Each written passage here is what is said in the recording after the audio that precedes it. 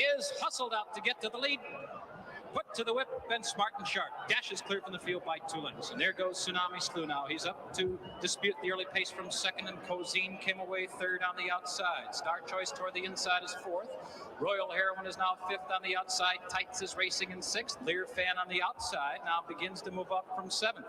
And it's Night Mover saving ground all the way, but he's back in eighth position, followed by Tons a Run, now ninth by 3, and Prego is the trailer as the field begins their run up the backstretch. Smart and Sharp breezing along with the 2.5 length lead. Tsunami Slew is giving chase. Cozine is poised for the final furlongs on the outside third as Star Choice moves through on the inside from fourth. There goes Lear Fan. He's gaining ground quickly on the outside from fifth. Quick fractions, 22 and 3 for the quarter, 45 and 3 for the half mile, and the field rounds the far turn. Here comes Tsunami Slew, and he bursts through between horses now. Tsunami Slew is up to take the short lead. Cozine is right at his neck, second on the outside. Smart and Sharp right there toward the inside is racing in third position. Star Choice behind the wall of horses is now racing in fourth. The filly Royal Heroine is making her run now on the outside, and Lear Fan has dropped back. They're coming to the final 16th of a mile. Royal Heroine sweeping to the lead from the outside. Cozine is now second. Tights is making a late run, and they're coming to the finish. Royal Heroine, a host of others closing in, but here's the wire, and Royal Heroine has won it. Royal Heroine under expert handling by the bull, Fernando Toro, another win on the Hollywood Park Turf Course. Wow. Okay, so did you hear the names in there, by the way? Cozine, Lear Fan, but it was the filly Royal Heroine and Fernando Toro. Toro on the turf, indeed. And he's just one of the luminaries making up a dazzling constellation of stars represented by the one, the only Ron Anderson. Well, thank you very much, Ren, for that introduction. I don't know that I deserve all that, but yes, you do. You know, that replay means so much to me in many ways, and I'm going to tell you why. That was the first Breeders' Cup. That was an exceptional filly, and my big break in this industry was in 1980 when I went to work for Fernando Toro. You know, I think everybody in life, and especially in our game, needs some sort of a boost or some sort of luck. My luckiest day ever was when I went to work for that man, because he was older and he was wise, and he taught me the whole horsemanship end of the business. You know, I'd walk cots for John Paracella, and I'd been a handicapper since I was a little kid, but he really, if I'm ever considered good, it's because of my tutelage with him. And that filly, she was so amazing. She's a filly that you just held her up and she could accelerate in about 3 strides. And she was just brilliant. She'd won the Hollywood Derby the year before, and Fernando and I were lucky enough to win on her, and they split the race. Won the other half on a horse called Ginger Brink for Ted West.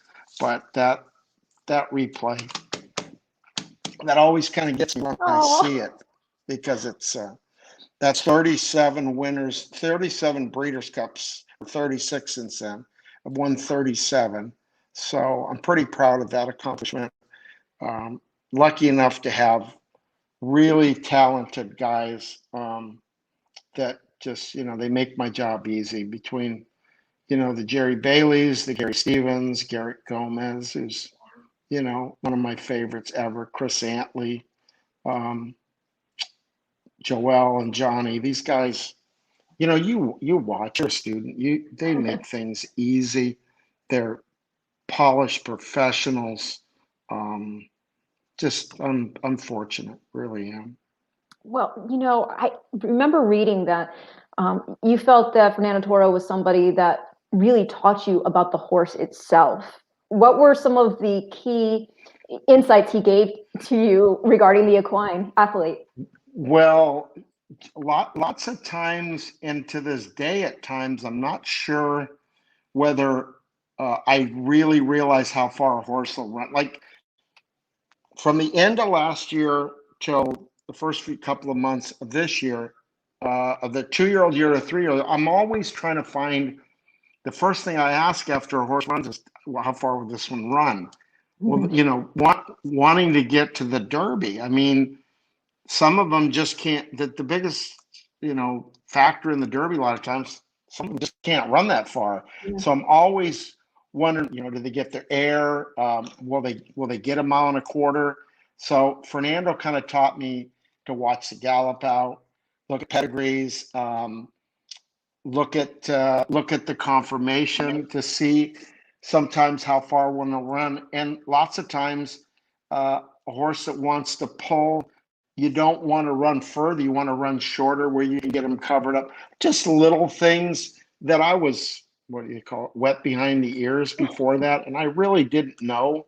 You know, I didn't know what I was looking at. I didn't know how to approach people sometimes.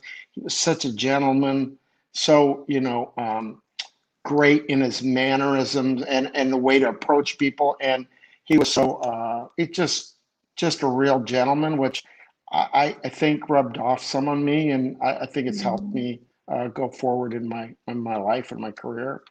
Well, how do you think that your background, and because you said that you really love to handicap. I mean, you're born and bred in the West Coast, and you went to the track with your parents, and so the handicapping side of it is so important to understand pace and to understand, you know, where a horse fits class level wise. I mean, how did that development, along with your career as a jockey agent, enable, you know, just really picking your spots and knowing the type of jockeys to go after also?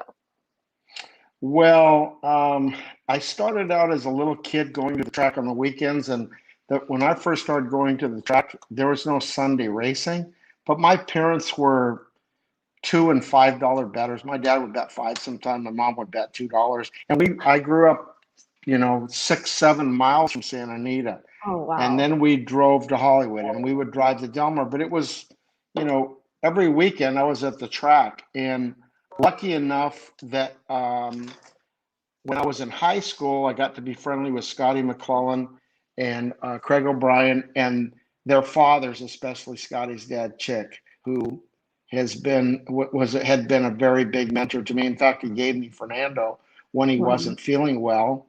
But you know what?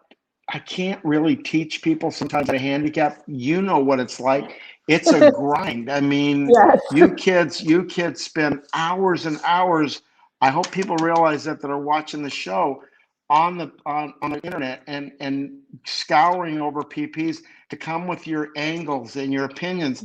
And lots of times, you know, I've learned here's another person that was a huge person in my life, was Julio Canani, who just passed away. Julio was kind of the first person that kind of made me look at a racing form. Don't always look for the horse you think's got a chance to win. Start from the back and eliminate the horses that can't win first.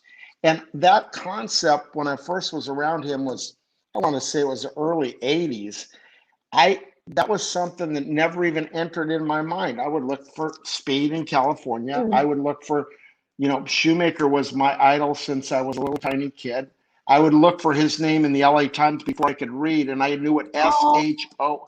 Shoemaker's name was printed out, and I'd run into my parents and say, Shoe 1, 2, Shoe 1. People don't realize he would win 3, 4, 5 races every day of the week. So I really attribute a lot of handicap. It's just you're just digging, and you're trying to find some sort of angle. And then you got to understand, you know, when you're gambling too, there's a value involved. But for me, it's more about, you know, the jockey kind of dictates what you can do and what you can't do. I tell people, if you're knocking on their door, this game's not that fun, the agenting end. If they're knocking on your door, like, you know, the phones ring, I don't know, 8 times today, and I've had 20 texts about Keeneland for both Johnny and Joel. Yeah. They drew in Dubai. You know, Joel's on 6 horses out of 8 races there with some really outstanding chances. You know, every day's exciting. I wake up here in the morning, and it's like, you know, it's like opening day. It's like going to Disneyland every day for me. And I love the business. I love the game and the people too. So. Oh gosh, there's so many great stories too, because like you said, I mean, you've represented the likes of Jerry Bailey and Gary Stevens, and there was this great story about how Gary Stevens didn't want to ride Thunder Gulch in the Derby, and thank goodness he did. That's Can you tell that story to our viewers? That is a great story.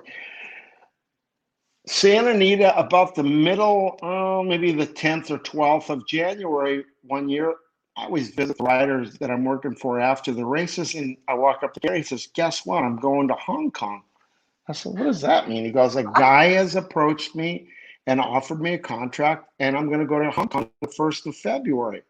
I said, okay. I thought he was kidding at first, but then I realized he probably wasn't. So long story short, we end up in Hong Kong the 1st of February. We're riding for a guy named Stephen. They asked me if I'd come over, have Gary get comfortable and whatever. I actually ended up being his agent there with the outside horses, but we'll go into that later. So we ended up coming back for urgent request and winning the Santa Anita handicap for Rodney Rash. And then Wayne called me about Thunder Gulch. And I said to Gary right after I got off the phone, we're going to go ride Thunder Gulch at the Kentucky Derby. And he looked at me and says, I'm not going to ride that horse. The only horse in 10 years he ever refused to ride. I said, why not? He had ridden him in the Remsen when Wayne had only had the horse for, I think, maybe a week or 10 days.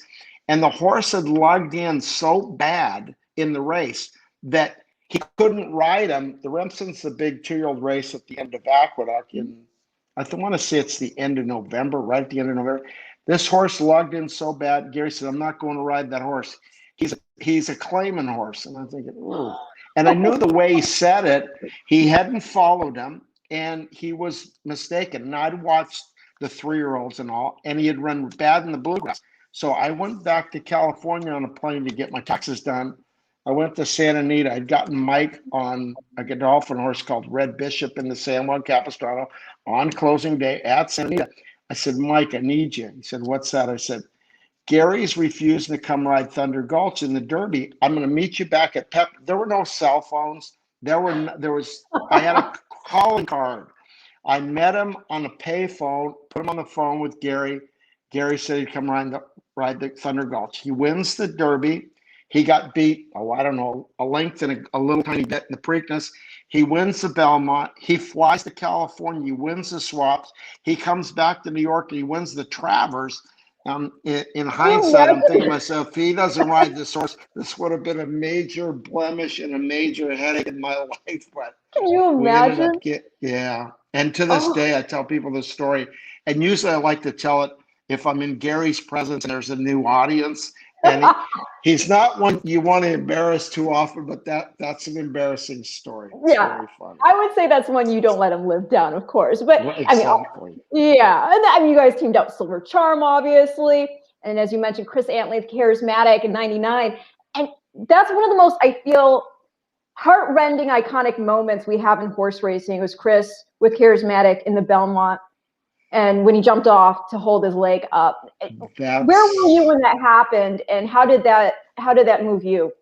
I was in the grandstand, and I could see just before that he was struggling, but Chris's horseman end of his brain to go ahead and grab that horse's leg. I had more than one vet tell me saved his life, because what would have happened? He would have thrashed on that leg and probably would have, wouldn't have been able to repair that leg, and he would have been gone. But Chris was so insightful and such a horseman that his first instinct was, I got to get the weight off of that leg. He can't put that leg down, and he held, and that's an iconic, picture, and it's been painted and everything. It's a really historic moment. For sure. Well, no, absolutely. I mean, what a talent and what a loss he was. And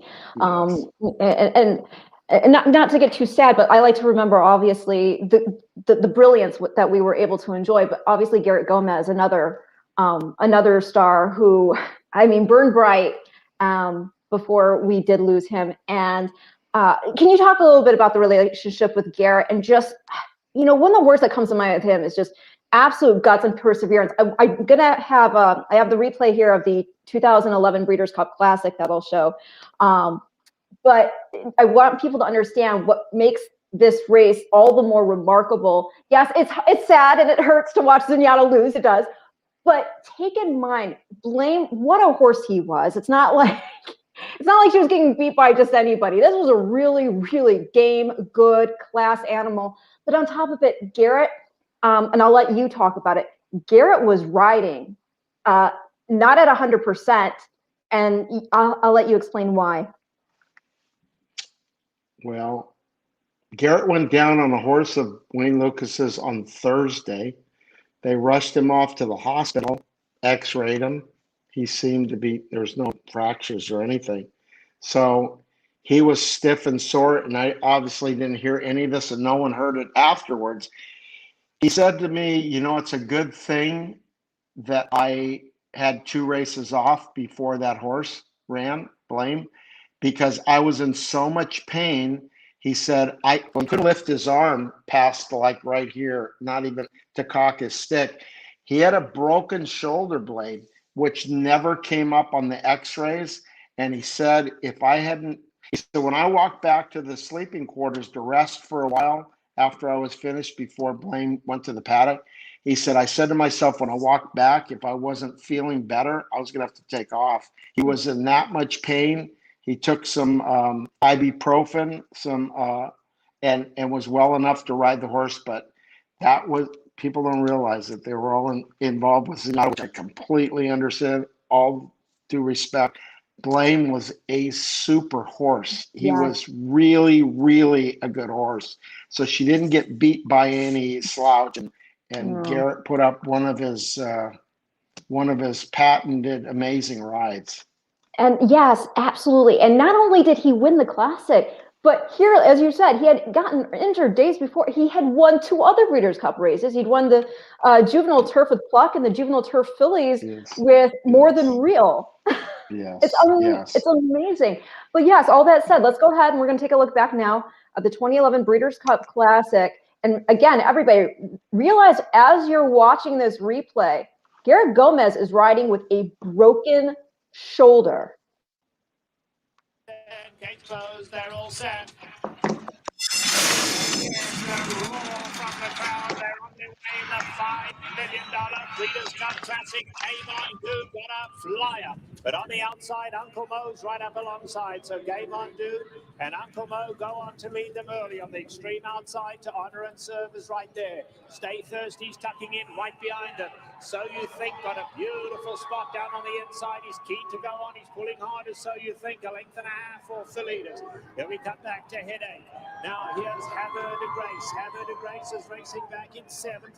Hold on a second. I've got the wrong thing going here somehow.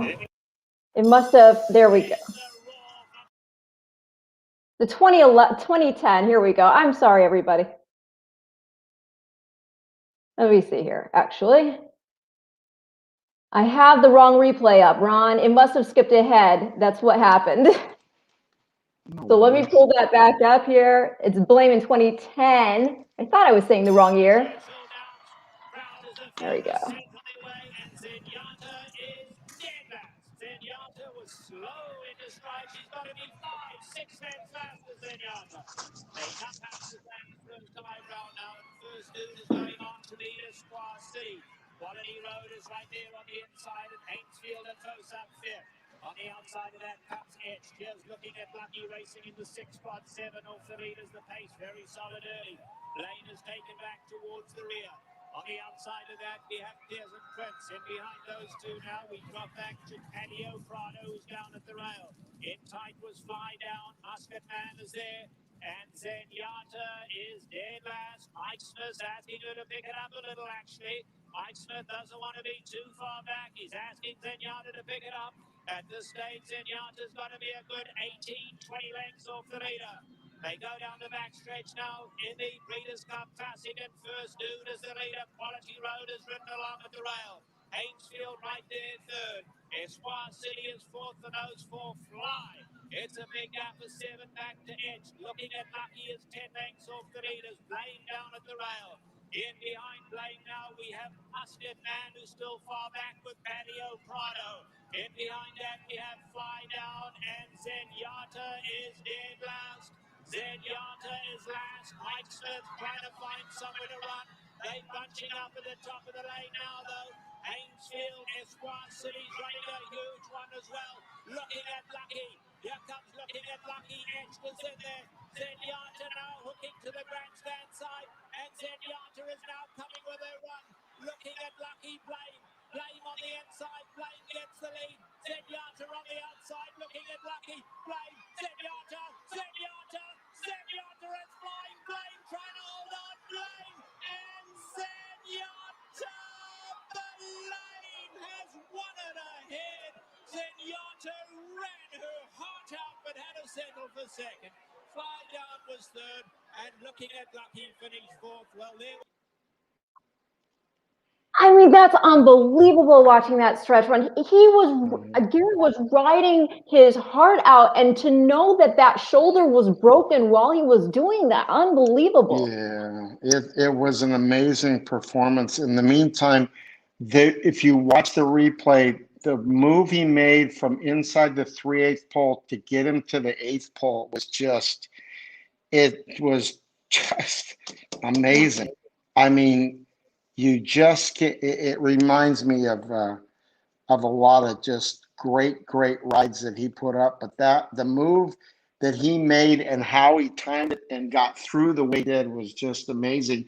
And the one thing I remember after the race was he was so excited coming back, and he was trying to, like, in the saddle, trying to get people, like, there wasn't one person applauding for him except for us by the winner's circle. The crowd was dead silence. They weren't going to be, excited about anything at that point as far as that horse was concerned. But it was a great race and a great ride and a really good horse, good horse. But that's what horse racing is made of, right? I mean, there's so many people who will say that Zenyatta in defeat ran the best race of her entire career. Exactly true. Yeah. Even in defeat, she wasn't disgraced at all. She was a super mare. She came along at the right time, because there's still people that, are huge fans, and people that got into to being fans because of her. She was a huge entity for a billboard for our industry, I think. So it was great times. Well, as somebody who's, knows Mike so well too, I mean, the flip side of that, it was hard, watching the press conference afterward, I'm sure, because he took all the blame on himself. Yeah, but no that's right. Mike was so emotionally involved with her too. To be perfectly honest with you, if you want to go back, she really jump-started his career again. Mike had gone through some hills and valleys, as we all do in the industry, and he had been in a bit of a valley when she came along, and she really kick-started his business again. So he was so grateful to her. I believe that had a lot to do with it. So he had a real emotional tie, which I can understand why he was like that in the press conference. Do you have a horse like that you have that type of connection with over the course of your career? Oh, wow. I don't know. I focus. Well, I've been fortunate enough to be around some really talented horses. The Derby, I've won 5 times, won 14 Triple Crown races.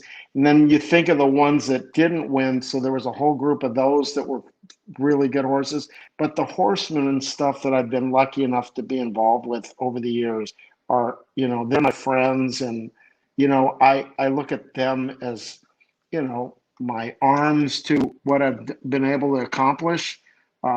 Just super people, super horsemen that, it takes a lot. And, like I tell people, the horses feed all of us. We got to take care of the animal. The animal feeds the people that are selling hot dogs, the people that are selling tickets, the grooms, the gallop people, the assistants, the trainers, the jockeys, the valets in the jocks room, the press corps, you guys at TV. It's all about these animals. They're magnificent, And there are, they're the people that are the horses are on the marquee out front of the building. So that's the amazing thing of this game. Well, there's so many comments here, and I was looking for good times to bring them up. I'll do this intermittently because you've got so much love coming for you here. Luis Daniel Difo Polanco says, good afternoon from the Dominican Republic. That's Joel's country, obviously. Yeah. He is an international superstar there. In fact, the year we won with Animal Kingdom and won the Derby, he was voted the most influential and recognized Dominican that year. And Big Papi was involved. There were scientists, and they were we went to the Dominican Republic. It was a huge to-do. Now they had TV. It was like the Academy Awards. It was bizarre. He was like the #1 person in the Dominican Republic that year. And I don't know if you know Joel really well. He is the nicest kid ever. I mean, you can't. Oh. I have people all the time grab me that are holding ropes at places and that are ushers and stuff. Your jockey, he's my favorite of all time. You've been working here how many years? 30. He's my favorite. He doesn't have a clue who he is. He's respectful to everybody. He has no ego. Joel, you won this race. This was all you. No. The horse, Joel, come on. Randy, I've had him since 2012 now. In all these years, he's taken credit for winning like maybe 3 times. And I've said to him, Joel, you won the 3rd best horse. That was amazing. No. He won't. He's just humble and nice and classy to everybody. And so you can imagine what he's like to work for. He's a dream. And Johnny, I've only had Johnny for going on a year now. Johnny's the same way, just all class, nice to everybody, respectful. They don't really understand the superstardom that they are in our world. They just, they're good people, good guys. Well, it's like you're so humble yourself. I mean, ahead of this, I'll admit, I'm like, oh my gosh, I'm so nervous. I'm going to be interviewing Ron Anderson, and you make it easy because you like them, I guess. You just don't have the ego of feeling like you have done something, so spectacular that anybody should be intimidated. But you have. I mean, you've brought us all in, and you've put these guys in position, and then they've executed.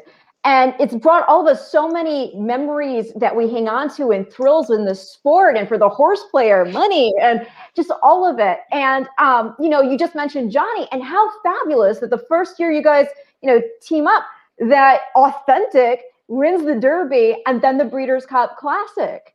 Right. We're lucky enough to end up on him. Super horse. I know the horse. I'll keep us in. You can talk over this. I know my racehorse fans are going to want to see their boy winning the classic here. So I'll just play it in the background, and you can talk over if you have anything you want to share about what you thought about. I mean, this horse, what he did here was pretty impressive, I thought. For any 3-year-old to be running and winning the Breeders' Cup Classic in any year at any time is a huge accomplishment. I just kind of wish we could have gotten another year out of him, because I don't think anybody would have outrun this horse this whole year. I mean, wishful thinking maybe, but this horse was really, really special. I hope he throws some babies that are even a portion of as how good as he is. Yeah, he was, because he was a super horse. To carry his speed, the whole mile and a quarter was remarkable. I mean, how many horses can do this at grade 1 level? Just an exceptional animal. Obviously in the right hands with Bob, and Wayne Hughes has been a huge entity in our sport for many, many years. So these kind of people deserve a horse like this, but this was some animal now. He just Well, oh, sorry, go ahead. chilling to watch a horse like this run. You see him running with his ears. I mean, he's just basically just galloping along. Johnny's got him off the rail slightly, and they were all in trouble when he made the lead and he started just galloping along. Just very, very exciting.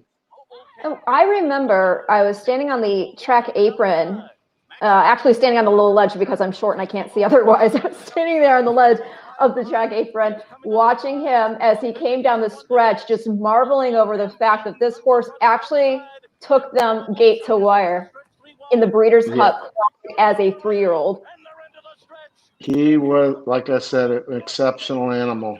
And I think like I said, I don't know that anybody could have about run him this year. He was something special animal. Oh, wow. He's authentic indeed. Yes. Yes. So, for sure. What was this? Okay, so the whole journey of getting Johnny, first of all, and then also just the fact that we were dealing with such, and we still are, obviously, the world is still having to cope with the effects of COVID, and how, I guess my question is, how did all these pieces come together in a year that was so crazy, with the lockdowns and the quarantines and the testing, You have no idea. You have no idea. Johnny and Joelle, I started to try and count up. I want to say they've tested approximately 75 times in the last year. You can't even, because all these places to get in and out of, there's at least 2 tests, and they've traveled. And they've both been vaccinated, actually, their first vaccine. They get their second one on the 30th. So 14 days after that, we'll be out from underneath all this. I'm lucky enough that I had mine a month ago, my second one. But it's been a crazy life for everybody. But these jocks and what we've been through in this industry has been absolutely bonkers. I mean, it has not been easy. So I commend all these places for being able to stay open. Most of them were able to without any glitches, but it's been trying times on our industry. And like a friend of mine told me, the new fans that we've created over the internet and over the TV, TVG, and even Fox, there's a whole new, group of people that have probably never been to a racetrack. And I think it's going to be so exciting when we start opening the doors again, where a guy that maybe just bet, $10 or $5 just on TV to watch, you know what? I think I'd like to go out there and see what this is all about. So who knows? We might have turned a negative into a positive. I'm a positive type person. Scotty McClellan said this when I was in California. He says, "You realize?" And I started thinking, you know what? He's absolutely right. There could be a big influx of people that are new fans that start coming out and regenerate the atmosphere that we are used to from years ago when the place was absolutely full and electric. So let's hope. Oh, I hope so, because like you said, we have all these big, old, grand tracks. I mean, look how big Santa Anita is. Yes. Over the years, obviously, we've seen people, the fandom start to decline. And it is pretty crazy when we have the Kentucky Derby as our, most well-known race in the sport worldwide. But yet, if you talk to somebody who's outside of racing, how many of, does that person even know that you can be sitting on your couch betting on that race from home? There were so many people that didn't even know that you could bet remotely. Exactly. Well, let me tell you a quick story. My Nancy, my fiance and lady's son is Davis Klein, and he's worked the last 3 years at Saratoga. And I'm gonna get to it quick, but he worked in the basically signing up people for the bet app. 2 years ago, they signed 520 people up on opening day at Saratoga. This last year, they signed up 6,000 people in one day. Oh my God. Lots of people are, we're looking, look, there's no sports, there's no this. Well, wait a second, what's that? there's horse racing. Well, Yeah. how do we do it? So a big group of new fans and new gamblers have shown up, obviously, and hopefully we can, with people like Yeah. you and people at TVG and the Fox people, to get the word out. And Steve Beck, who I'm a huge fan of, get the word out to show people how fantastic this business and this game is. And if you watch Bill Strauss the other day when Joel was lucky enough to win the interview on TVG. Oh yes, it was so good. That's it. That's it right there. I tell I people all the time, there's plenty of people. If you could take you can have the purse, or you can have the pictures, and you can have the video replay. Lots of them would take the pictures and the video replay. These people have money, some of them.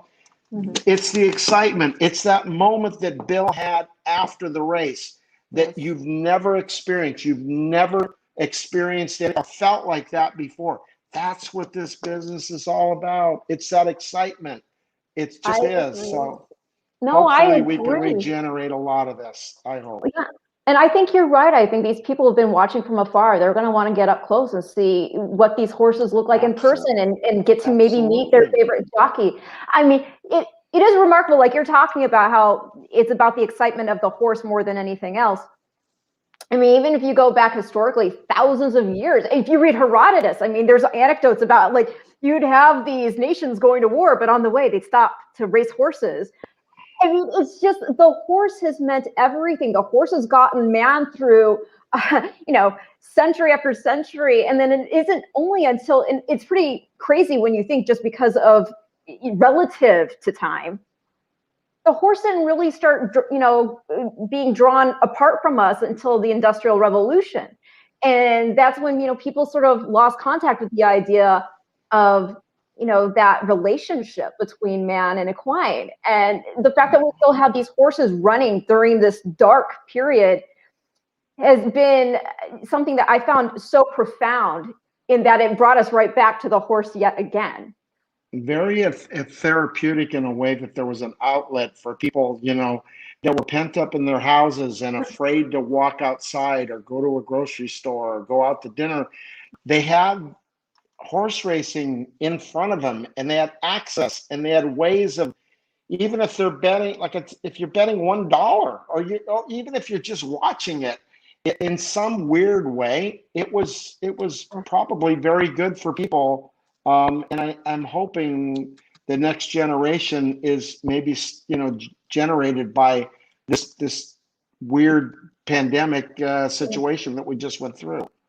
Yeah, get your 10-cent super in, and like you said, sort of get away. You can watch those beautiful tails flagging as they run, and the manes, and it's therapeutic for sure. And then part of what also makes it so exciting is when you have ambassadors like Johnny V, like Joel. When you were talking about Joel being so nice in particular, I was just listening to an interview he did with Jonathan Stetton and Eddie C out there, and he comes across, like you were saying, just so absolutely humble. You wouldn't think, like you're talking about how he's a rock star internationally. No idea. And he has no idea.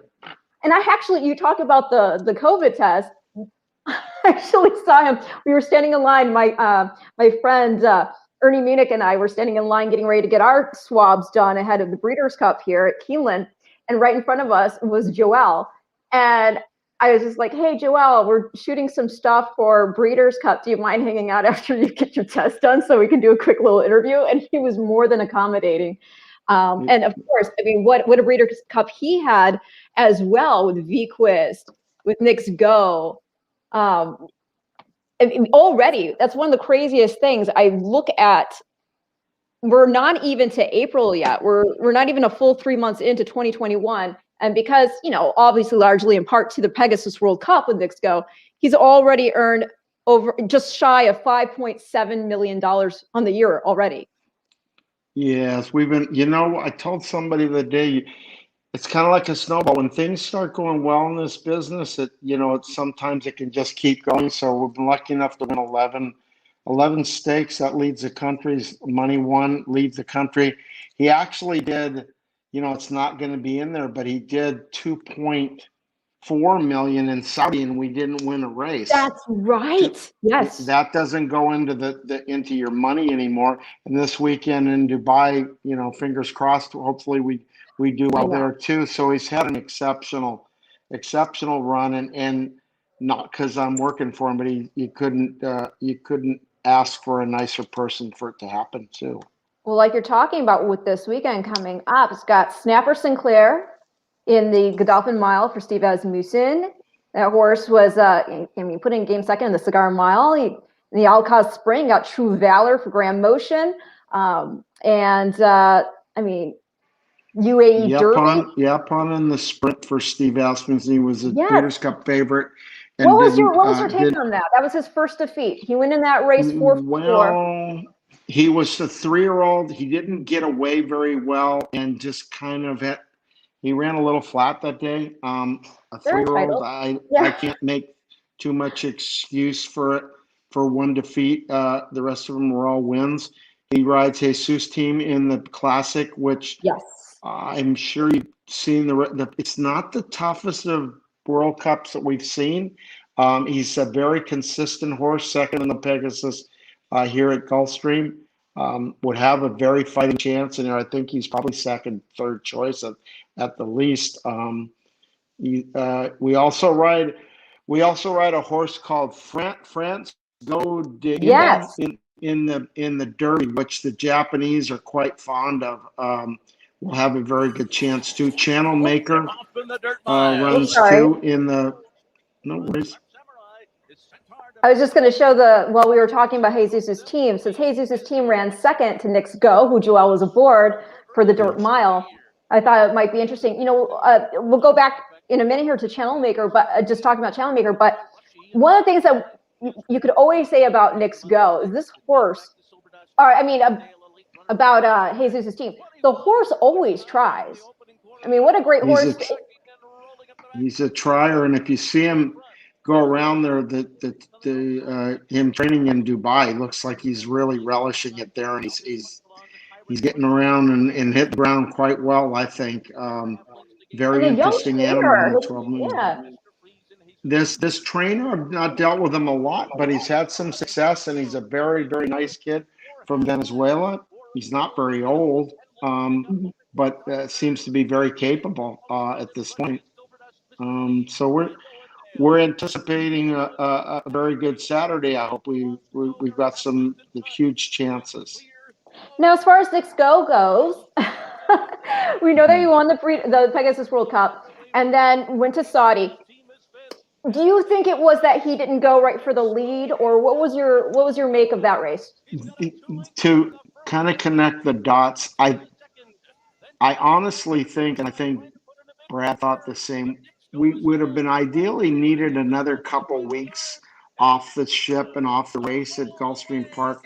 But then again, Joel had said something to me. He didn't really handle the ground.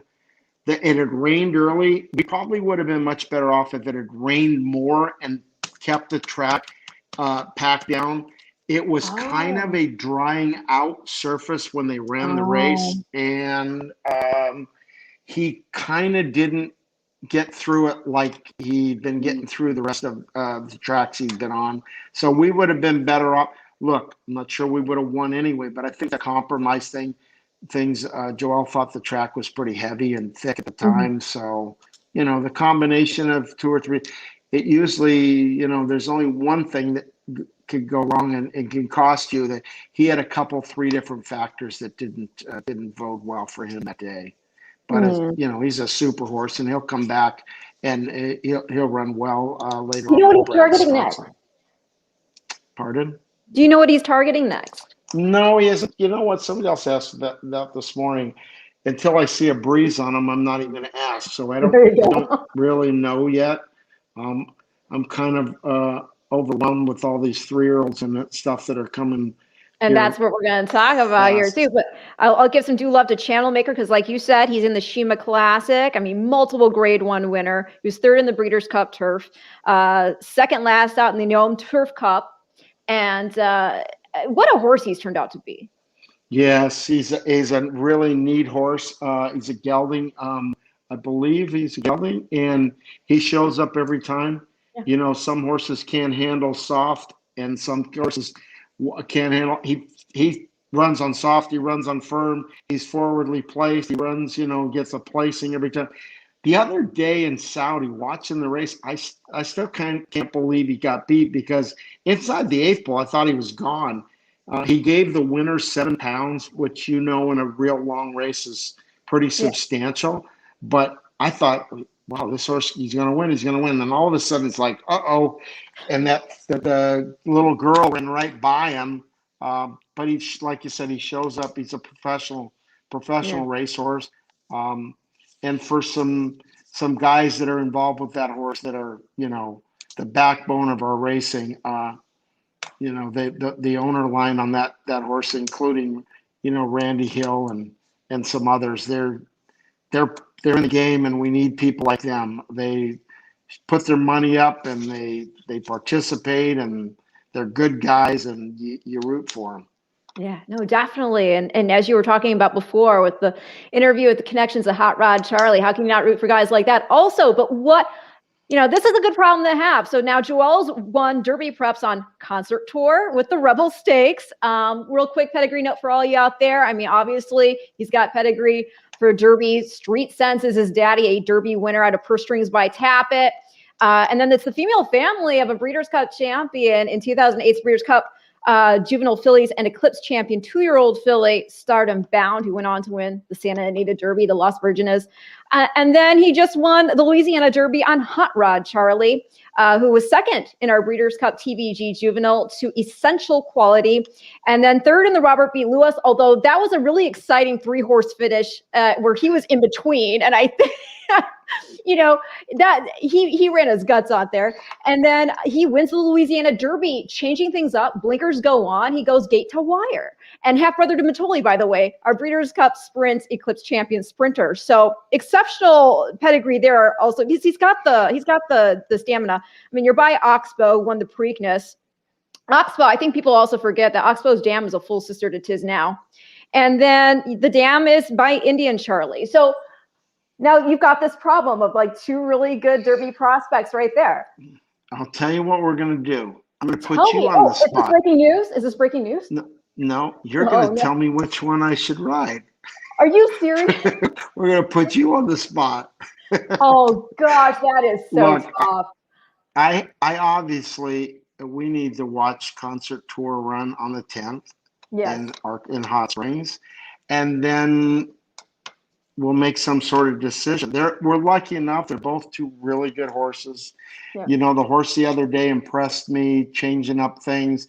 Coming to the line from the 8th pole to wire was, like I was telling Nance last night, watch a replay couple. He was really reaching. He wants to do it. He's a good horse. Mm-hmm. But obviously, we've got to get through the 10th first. Mm-hmm. And lucky enough, we should have a decision to make after that. So.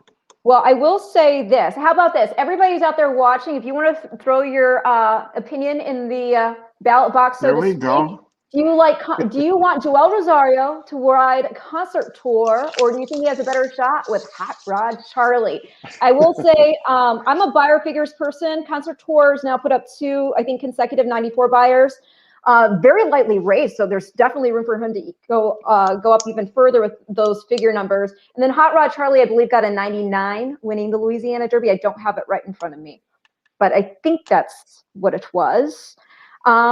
And then I will say, Johnny was 4th aboard Proxy in the Louisiana Derby. Proxy had run 2nd in the Risen Star, the comp for Stidham and Godolphin. That horse has got great pedigree, but Johnny will be aboard Soup and Sandwich for Mark Cassie in the Florida Derby this Saturday. So what are you expecting?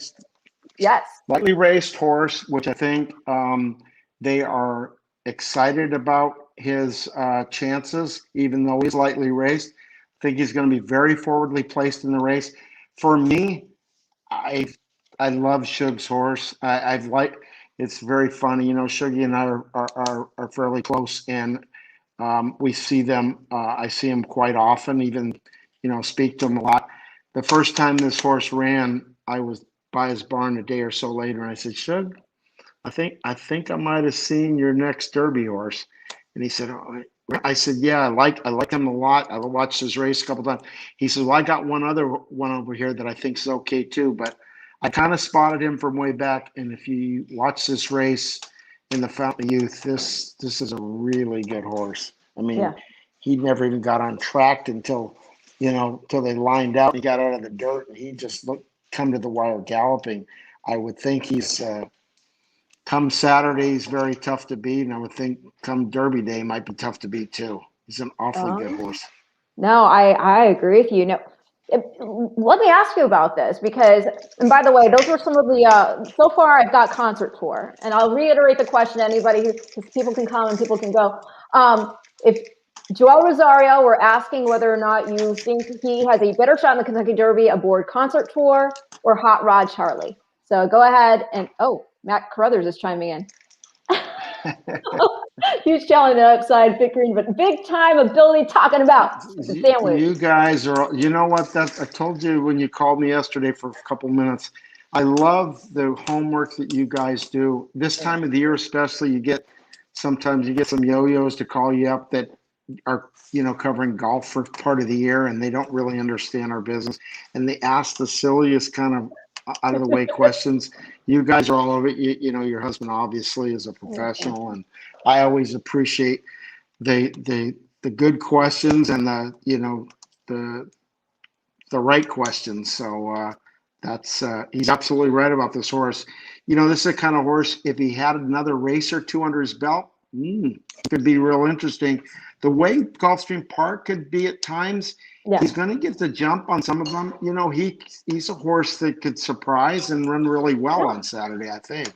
I thought he ran great at Tampa, and he's a big, a beautiful horse. I mean, you've got a great pedigree in there. Again, I mean, it's kind of funny that we're seeing all these intermissions now heading toward Derby time, but why not, right? You've got that Derby winner already now, and who went on to be a classic champ too. And then the dam here is by Tapit. So you definitely have the room to keep on going distance-wise.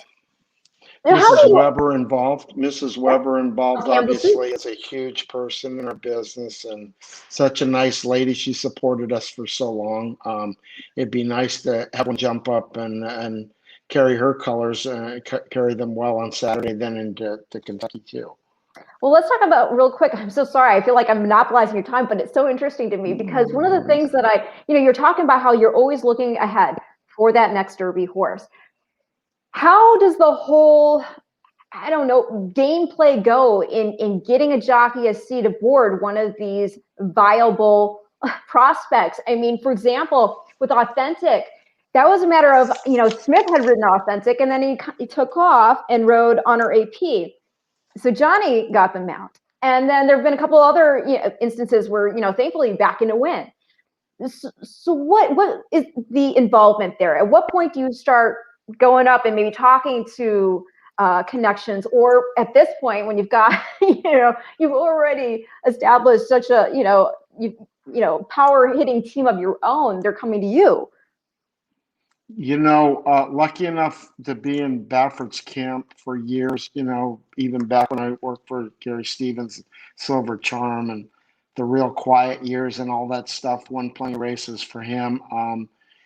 Garrett Gomez rode a lot of winners for him. So, we're on a friendly first name basis, whatever, relationship with Bob. The way it lined out last year was, Joel was on Nadal. He got hurt. Bob had, he always has multiple situations in 3-year-old ranks. And it just worked out that Johnny, had won multiple races and ridden multiple champions for Jack Wolf and his team. So I think that kind of was involved with Johnny, ended up on that horse rather than Joel. Johnny for Todd had won at least a couple, three champions for Jack Wolf and his people. So that kind of entered into it. The timing when Nadal got hurt was kind of entered into it. So, it's not difficult to figure out that the Todds and the Bob Bafferts and, the guys that have the numbers.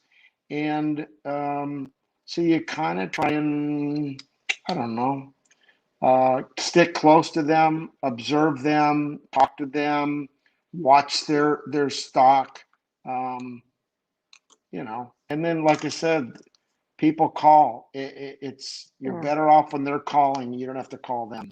That's a big part of what I've been fortunate enough to do over the years with the entities and the riders that I've had.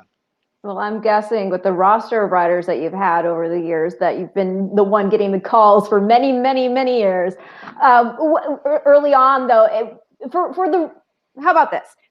If somebody wanted to do what you do, and I know, because I've heard you say before that you can't tell somebody how to be an agent. It's not something that you can give a tutorial on, so to speak.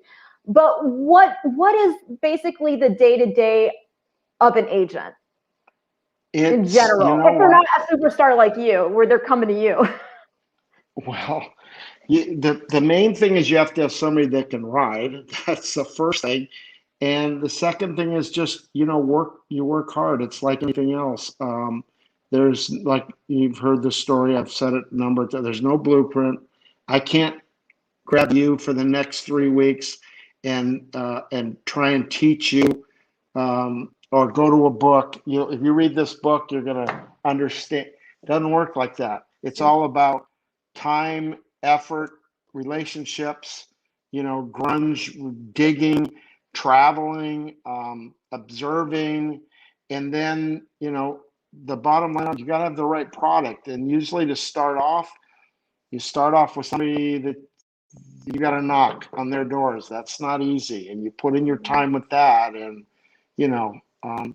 it's like anything else. It's not simple. You've said that, a lot of it is really understanding the nuance of conversation.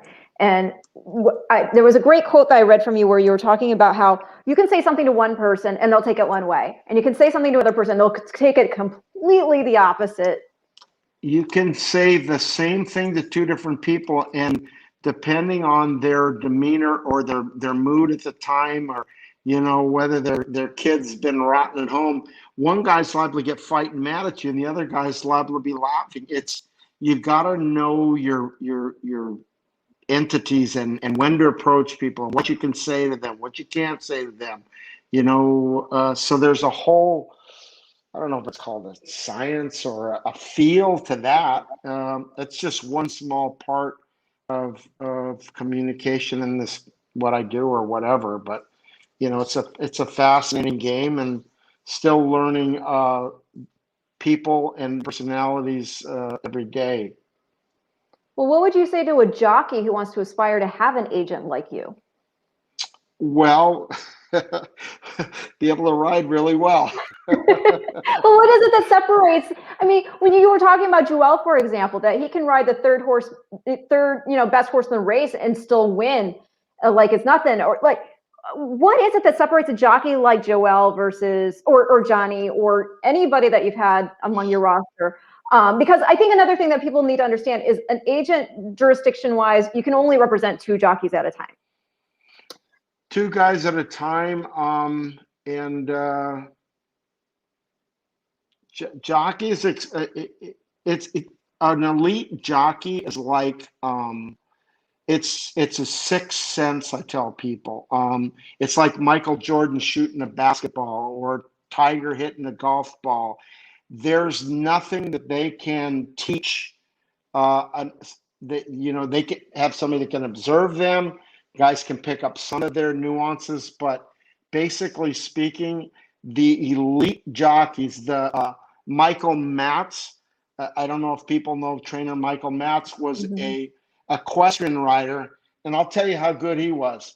How about he carried the flag into the Olympic Stadium on opening night? Now, could you imagine being that big a superstar of all the hundreds of athletes that went to the Olympics that year? Michael carried the flag into the stadium. That's like mind-boggling to me. So my point is a sixth sense, not born with. It's a gift. Joel's gifted. Johnny's gifted. Garrett Gomez was gifted. They're all Gary Stevens. Are you kidding me? Yeah. Gifted athletes. Jerry Bailey. They're just incredible, incredible people, but they're gifted. There's no other way to put it. They're just a rung ahead of everybody else because of their gift.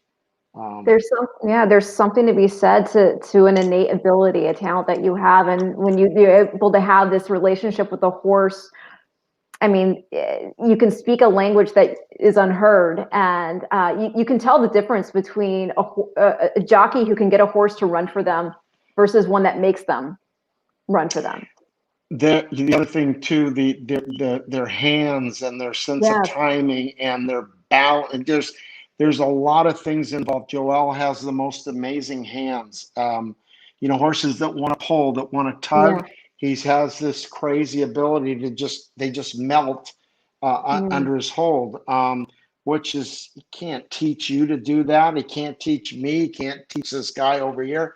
It's a gift. They're just different. They're all different, very different. Well, that's the thing that people don't understand, because to me the reins are so important, because if you can get a horse to come, and just use the bit for what it's actually for, which is to communicate, then it keeps them happy, keeps them supple, keeps the back moving up through the saddle. Whereas sometimes you'll see a jockey pull in the reins and the horse's head goes up and makes the back hollow out. So the horse then loses ground because the stride is then off. And then it just causes a whole, bunch of problems going forward in terms of being able to continue, your optimal stride length. So yes, getting the horse to get round, breathe, get into that rhythm, it's so important. And yes, they have a gift. I mean, and like you said, the thing that makes them all the more exceptional is that, Johnny and Joel are just so humble about it. They just do what they do because they love it. While we're talking here, I'll just show in the background, because I know that I'm going to have to let you go here, but I do want people to see. This is right here that I'm going to show is going to be, let me see which one I have. This is going to be Concert Tour in the background. So if anybody wants to still chime in, whether or not they think Joel should hit up Concert Tour, or if he should ride Hot Rod Charlie in the Derby, Ron will listen to your opinion. Doesn't mean that he's going to do it, but he might take your opinions into consideration, maybe. We need all the help we can get, right? Well, I mean, of the Rebel. The thing is, let me turn the volume down. I mean, it's just so difficult because on the one, they both have the pedigree. I think that if they have the willingness to go the mile and a quarter, that they could go the mile and a quarter, and they both have, running styles. Now, I mean, the fact that Hot Rod Charlie proved that he can go to the lead like that was pretty impressive. To switch things up, when you have that giant field, you don't want to get covered up in the back. I mean, we've already seen when that cavalry comes charging, all the horses who had great shots going in the Derby completely lose all chance. What do you think of the field on 21st day, or 20 horse field on Derby day? You got to be good, but you obviously have to be very lucky too. So that's a huge part of it. You can get eliminated leaving the gate, or what do you think at of the any new point, and it's over. So what do you think of the new gate that they've installed, where it got rid of the auxiliary? I think that's a long time coming. I'm glad that finally came into play. The gap and everything was never good for me. It just compromised guys in the race. I always thought. Now, he's not even asked this horse yet at all, by the way. This is a horse that right there. That's the first time. Hey, wake up. Yeah, he's got a beautiful way of traveling too. We're in a nice position at this point. Always better to have too many than not enough. No, that's for sure. So there we go. And then you see everybody's got the times in there. And then we'll go ahead, and here is, by comparison, I'll give you some Hot Rod Charlie here. So let's I will say, let's see here, share screen. Let's see. Sorry about that. I'm just finding the right link, and it's right here. So here's Hot Rod Charlie shaking things up.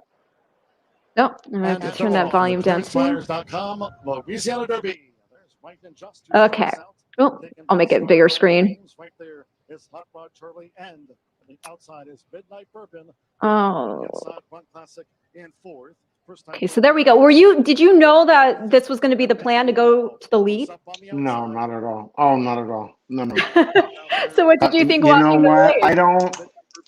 I don't get too involved with any kind of instructions with any of these guys. I'm liable to say a little something from time to time, but my thing to explain to people, everybody's looking at the same forms. Lots of times when the gate opens up, everything changes. Yeah. So most of these guys have 2 or 3 different plans in case something happens. Joel was intent on trying to get to the lead, but if somebody had a gunned away from there, I'm sure he would have tried to, maybe wrangled back a tiny bit and tried to track somebody. But he had the track the whole day had been a track you kind of wanted to be forwardly placed on. So I think Joel watching the races during the day had that in his mind. And then, lots of times you just have to play the break. And when he left there, a couple of guys got jostled. He got jostled around a tiny bit too, but he got right back underneath him real quick. And then he kind of, did this, and he just found himself in front. And this is a nice horse. He's a very nice animal. Well, I like that he's, also one that, as you're talking about here, and also as mentioned before with the Robert B. Lewis, he's a horse that was willing to take on some roughing up. Doesn't shy away from it. He'll take on a challenge. And then the other thing is, the Derby itself, Churchill, that long stretch. Who right now do you think is the biggest competition? Do you think it's this? Do you think it's that you've got the horse? One of these two is the biggest competition. Do you think Essential Quality? I know we just, unfortunately, Life is Good is going to be out off the Triple Crown Trail. Right now, for me, it's Shug's horse's race to lose. I think he's a big, good-looking horse. Yeah, he's in the right hands. He's a flashy horse too. I think I think a mile and a quarter and all from what I see, he's the target for everybody. He's the horse to beat. Come Saturday, we will know more. Greatest but right honor, now, everybody. Keep your eyes on him. I think he stands a little above everybody, but lots of things can change in a moment's notice in this game, and especially with 3-year-olds. So we'll see. A couple of these guys could catch up real quick, but for right now, I think he's the horse to beat. There's a gentleman here. He's telling me Rand still misses to take Dream Shake next April 3rd, Road to Derby. My countryman Joel Rosario will enter it too. Tell Ronald. Say this again. Dream Shake. Yeah, Dream Shake. Not sure where that is, but I told him. Sure. And here's Fernando Toro, Yutaka Taki, Dave Flores, Garrett Gomez, Chris Antley, Gary Stevens, Richard Migliori. The Mig. You have a couple of them on there. I had Mig for a while. You didn't put Umberto Rispoli on there. I brought Umberto to this country last year. So You missed him. You must have been. Yes, that must have been so hard for you though, because great talent, 2-time Italian jockey. He's been like riding lights out, but when Johnny V is calling, it's like Exactly. I explained that to him. Frankie Dettori touted me on Umberto before he came over, and he said, you know what? He's definitely a good rider, and he fit really well in the States. And so charismatic. That wasn't easy. No. Yeah, he's a good kid. He's got a very nice wife. She is a real sweetheart. Okay, that's right. Joel's not going to be there that day. He's going to be at the Bluegrass. Johnny's going to be there from Medina Spirit, but I'm not there for that horse. Oh, right. That's the worst day of the year for me. Yeah. the first Keeneland Saturday, most of the time I need Joel and Johnny in New York for the Wood, Bluegrass in Kentucky, and the Santa Anita Derby all in the same day. And it's, Ugh. every year I pull my hair out because it obviously can't be in all three places. So it didn't work for Petey's horse in the Derby Yeah. at Santa Anita. And a nice horse, too. A nice Oh, horse in yeah. his own right. In his own right, yes.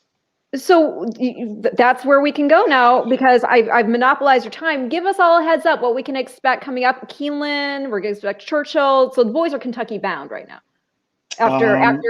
After Joel gets back, does he have to quarantine for a real long time or? No, we're just about, thankfully we're almost over this. They both vaccine, Because of second vaccines, vaccine that's right. on the 30th in Kentucky, and then 14 days after, there's nothing else. They've eased the predicaments that we're in, so they're testing twice until the 14th wherever they travel, but they're letting us travel, test in the city we're in, and then test the morning that we ride.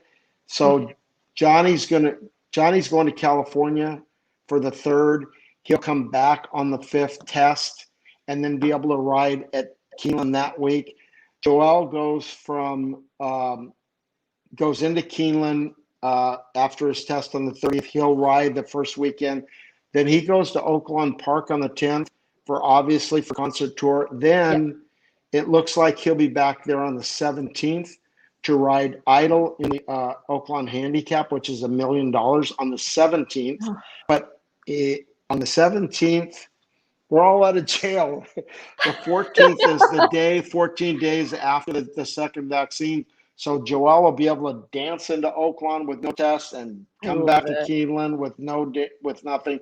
Go to New York when we open at Belmont. So, just like the whole world's getting out from under these jocks, and all of us are too. So, well, I'm gonna have two questions here to wrap things up. One, because I have to ask you, because you obviously have such a great eye for horse flesh that you have to project, horses that you want for your riders and horses that you think are going to go on to have careers, and you can build a relationship with them through that career. So just in general, though, of a horse that I guess you could have had a relationship with the horse itself as well, but just overall, whether you have a connection personally or not, who is your all-time favorite racehorse? Oh, man. Jeez. Well, I could go back to Thunder Gulch. I could go to Royal Heroine. I could go to Blame. I could go to. There's a lot. I've been fortunate enough to have been connected to so many. I really am not 100% sure. Royal Heroine, brought an emotion to me just because of everything that's happened since then. Does she maybe signify kind of the start for then? Yeah, the first Breeders' Cup, the connection to Fernando, his mentoring of me, the connection with Garrett and Blame was huge. Bobby Frankel was a huge friend of mine and did a lot of business over the years. And his horse Empire Maker. Yes, Selma, you guys, yeah. He was a super horse. The first time I ever saw him work, he worked 7/8 at Belmont Park as a 2-year-old in September. He worked against Medaglia d'Oro as a 2-year-old and almost outworked him. And I didn't know Jerry that came running to me, he came running to me in his little truck and he said, "Did you see that?" I said, "Jerry, I'll be honest with you, I missed it because I was running somebody down." He said, "This might be a horse." He got outworked by Medaglia d'Oro about this far. And Medaglia d'Oro at the time was the best handicap horse in the country. And he was older. It's like, just the fact that Bobby spliced him in with Medaglia d'Oro was a huge flag. But for him to work as well as he did, and I honestly believe if he didn't get hurt, or a foot hurt the week before the Derby, that horse would have won the Triple Crown. There's no doubt in my mind. He was that good a horse. He was a super horse. Well, I do remember. I remember a quote from Bobby Frankel saying that he wanted, and he was saying this, by the way, everybody, while he had Ghost Zapper in the barn, and Ghost Zapper hadn't really become Ghost Zapper yet, but he said that he wanted to be remembered for being the trainer of Empire Maker. Yes, he was just an exceptional animal, and my connection with Bobby, that makes that horse one of my favorite horses too. You know, Bobby was, he was really special for me. Oh Special gosh, person. I love that. Okay, here's another question then for you, and this will wrap it up. What do you wish, and it could be more than one thing, but what do you wish that people outside this, outside the inner workings of the sport understood more regarding what you and what your jockeys go through? Well, I'm going to go a little different direction. I wish people on the outside realize what a beautiful sport we have. The pageantry, the animals, all the excitement, it's all about that. And people need to realize that it's not, what people have misconstrued, especially the last few years. This is a beautiful, I tell people, go out. You don't have to bet. Don't be intimidated a bit. Go out and watch the racing. Go to the paddock, see the colors, the silks of the jockeys, see the beautiful animals, look at the pageantry of all of it. That's something that we need to, I think, explore and excel and sell. Not so much get them in the gate. Show them, look, this is excitement. There's a lot of things going on here. That's more of what I'd like to project, or for people, novice fans, or people that aren't fans. Hopefully these people that we stimulated on the internet and on TV this last year will, come forward. Let's hope. I hope so too. A lot of these racetracks have been doing some outreach with barn tours in the morning, or, come in, have some coffee, donuts, watch the works. And I mean, once we can get these tracks open to full capacity again, I'm hoping that we see what you are hoping as well, and that we've generated so many new fans by virtue of them having to watch horse racing because all of the other sports were not, were on a hold. That they now come and want to see these horses in person. But I can't thank you enough. I monopolize over an hour of your time, an hour and 17 minutes and 30 seconds on, live. My pleasure. My pleasure. Well, no, it was my pleasure. You are an absolute superstar, and we are wishing you all the best going forward. And when you know which horse he's going to ride, let me know. I'll text you. And if you have some inkling of what I should do, you text me. I know it's tough. I'll do that. Thank you so much, Ron. Go enjoy your day. Like, you're in Florida, right? So go enjoy some sunshine, and we'll be watching you. Watching Joelle and Johnny V this weekend. Best to everybody. Safe trips for all. Thanks a lot, Ron. You take care. Thank you. You take care too, Ron. Thank you so much. That's Ron Anderson, my special guest for today's Future Stars forecast. I hope you all enjoyed. What an honor to speak with him. What love and passion he has for this sport. I hope you all feel as inspired as I do to, be ambassadors like he is, and just tell people how wonderful thoroughbred horse racing truly is. Everybody, again, thank you for tuning in. This has been your Future Stars forecast on a 2-year-old Tuesday, although we talk about horses that are older than 2 as well, just the superstars in general. And I will see you here back next week.